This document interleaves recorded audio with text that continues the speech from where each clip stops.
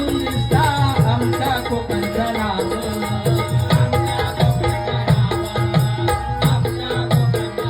हो बघा, या ठिकाणी सत्कार मूर्ती सन्माननीय आमचे संतोषजी मिस्त्री साहेब त्यांनी मला 500 रुपयाचं इनाम दिलेलं आहे.